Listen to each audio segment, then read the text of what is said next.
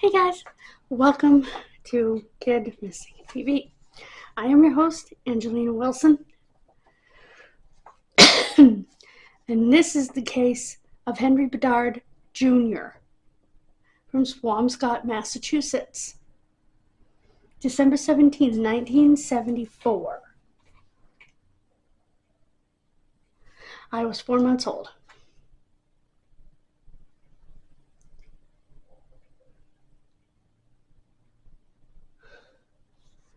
It was, well, if he's saying that it was a warm day in December in Massachusetts, especially on the water, then it probably was in the 50s, which would be warm for December.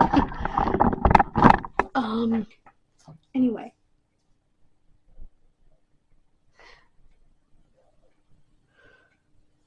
He was 15 years old.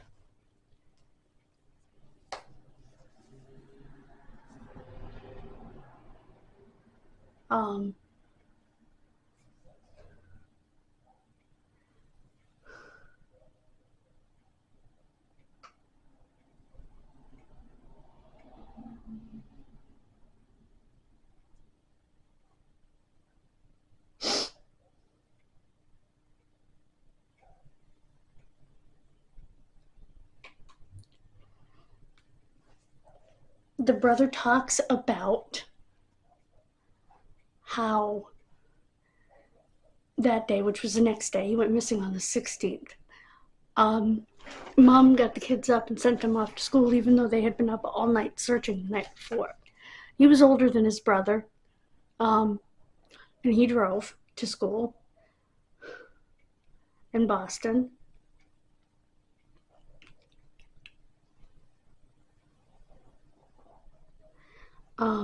On his way home, he pulled into the gas station, a lot of people talking. Then they started looking at him in a peculiar way, and he didn't know why. He recognized their faces, of course, because it's a small town, but he couldn't imagine.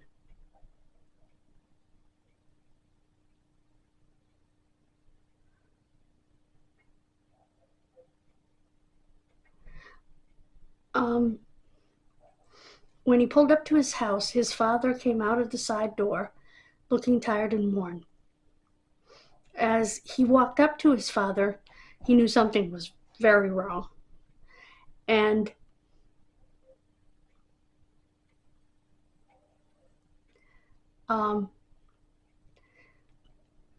his father reached out, hugged him. He said, "Your brother has been shot in the head. He's dead." End quote. Wow.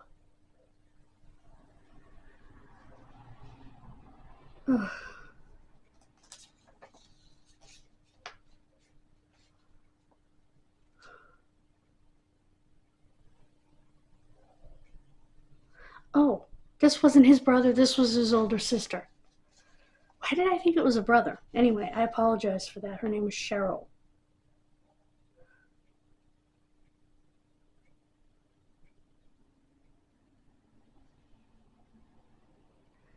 But they later learned that cause of death was incorrect. He was beaten to death with a baseball bat. His body was found in the woods, up on a hill, behind the very gas station she had pulled into on her way home.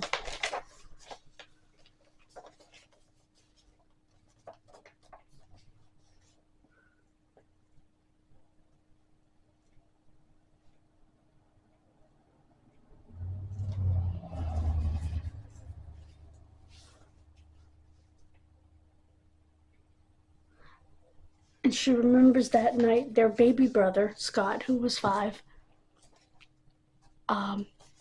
cuddling up with her that night, and them both crying, and him trying to comfort her. He was 5 years old, and his 15-year-old brother was his best friend. How sweet is that? Even though he probably irritated his brother at times.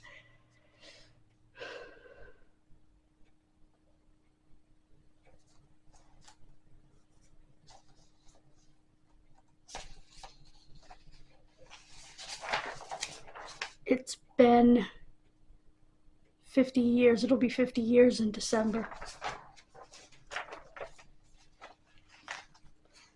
And we still don't know.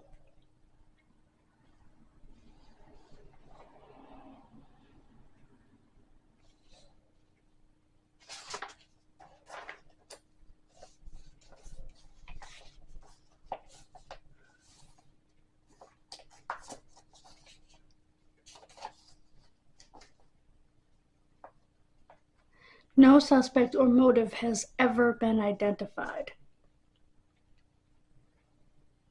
The state police and Swampscott police have an open investigation.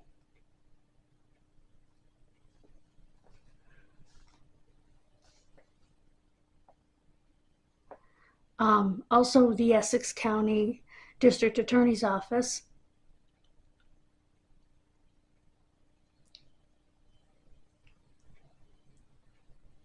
He was a sophomore at Swampscott High School.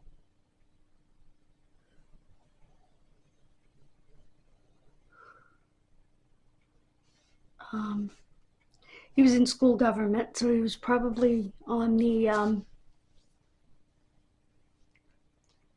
oh crap, what's it called?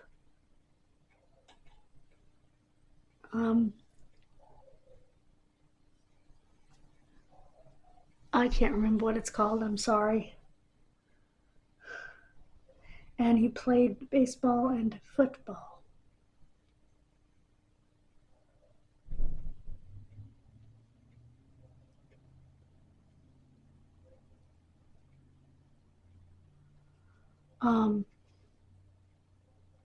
On the 15th, on the afternoon of the 15th, he ran some errands because Dad had found an old undeveloped roll of film, and the family was excited to see what was on it.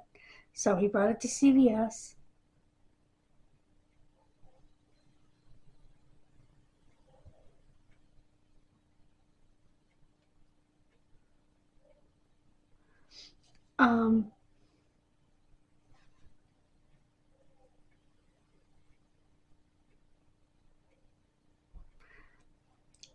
He was a very average kid. He had a steady girlfriend. He worked several hours a week at his father's local gas station, and he had already saved up $900 toward a car when he turned 16. That was a stinking lot of money in 1974. But he always spent time with his family. That was paramount to him.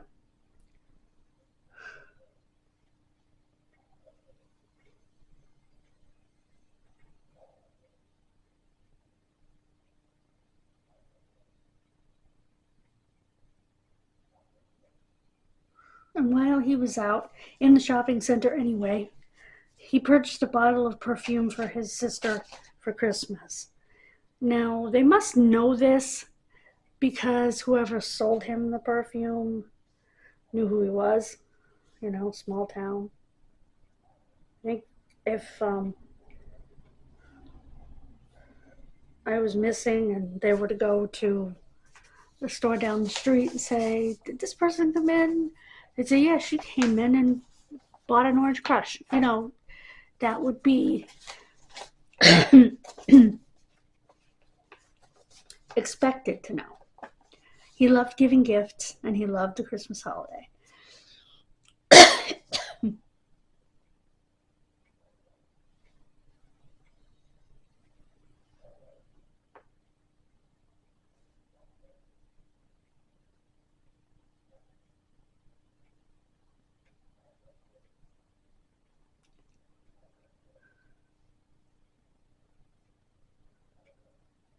Oh, he told the people at the DPW and showed them his sister's present because he stopped to talk to them. Again, a small town, not unheard of. He even waved at a police lieutenant on his way by. The lieutenant said he looked fine. I think he was in a little bit of a hurry, but he looked fine.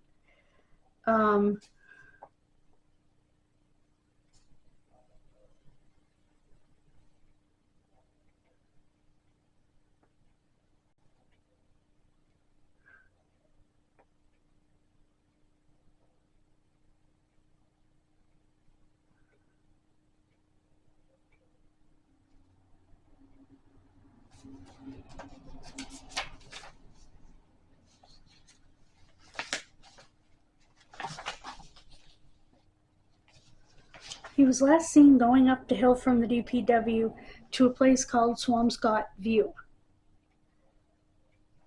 It was the top of a hill in the closed rail trail area, and it was a popular hangout for teenagers.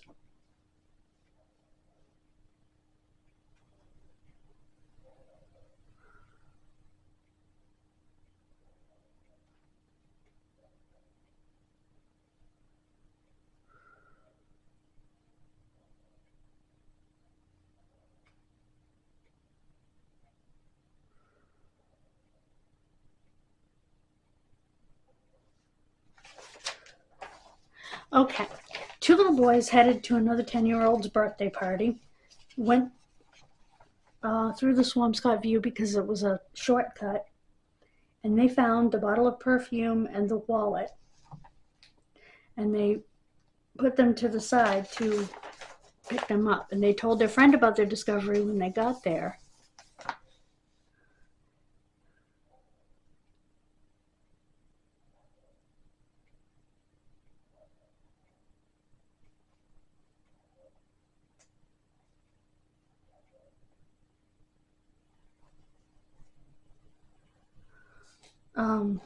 There were helicopters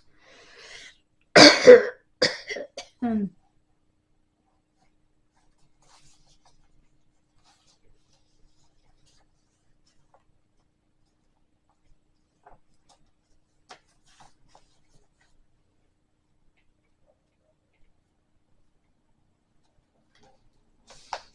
it was 10-year-old Clifford Goodman, whose birthday had been the previous day, which must have been a Sunday. And a friend left their elementary school at 2:30 in the morning to Swampscott View to try to get the stuff. They couldn't find it. They were wading through the swamp, a sea of wet leaves.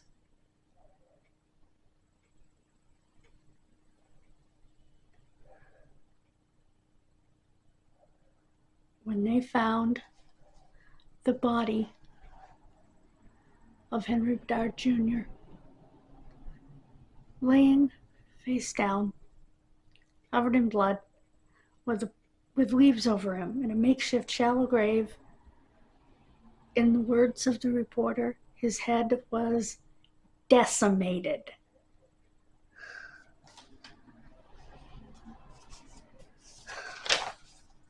How could you have that much anger against anyone, but especially against a child, to do that? I don't.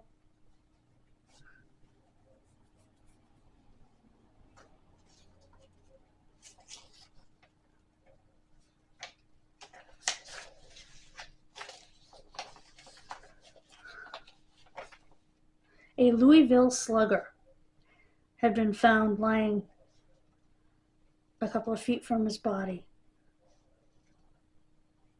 He was hit at least 5 times.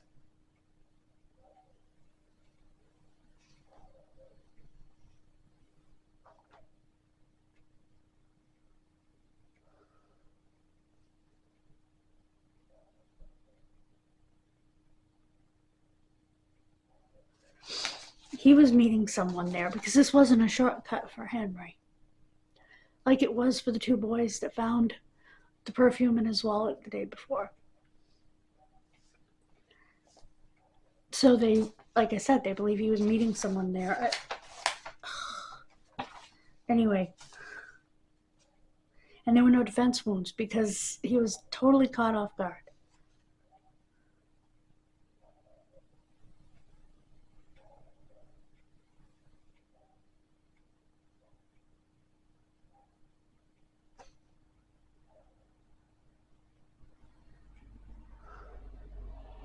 They were able to get a partial fingerprint off the blood-soaked baseball bat. I wonder if they can get any DNA. And there was a very distinctive marking etched or scratched into the handle when looked at from one angle. The bat appeared to be marked with the letter K and other peculiar lines When turned 90 degrees counterclockwise from this position, the etchings resemble a Roman numeral 6, or VI.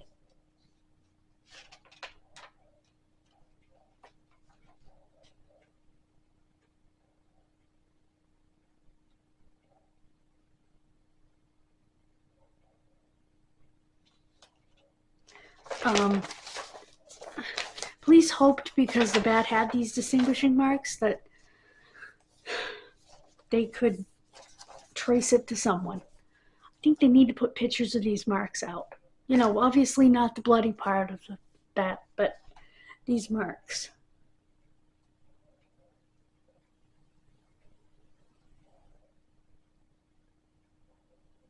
And the medical examiner never fingerprinted Henry. Why? Wouldn't you do that to rule him out? They polygraphed a bunch of people, interviewed hundreds more.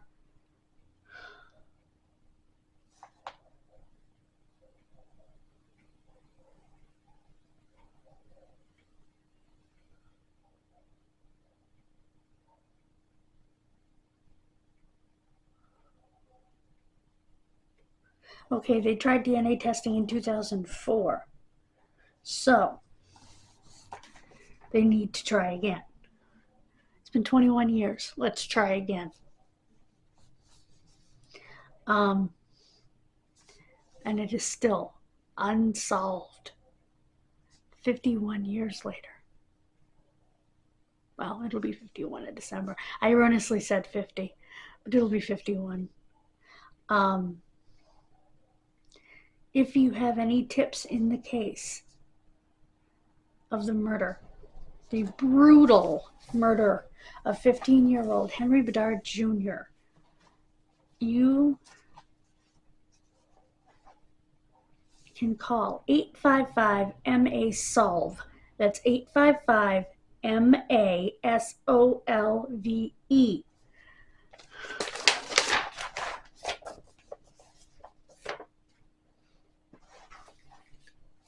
Excuse me. So,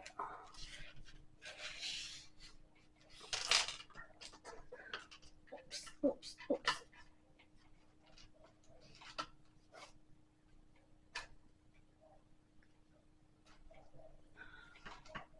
Okay.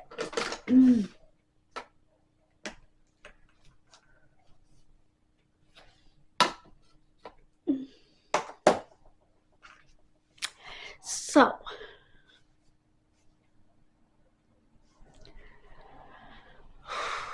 what was I going to say? My opinion, he probably knew his killer.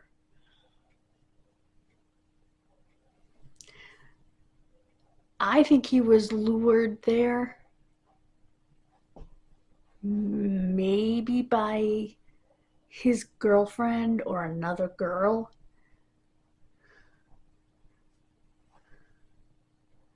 So that a boy could attack him. Because I think this was done by another teenager.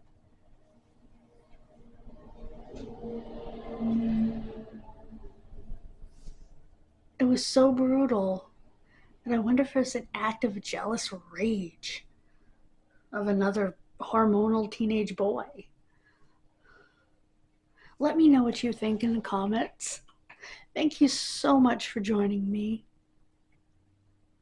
God bless you, and I will see you Friday. Bye, guys.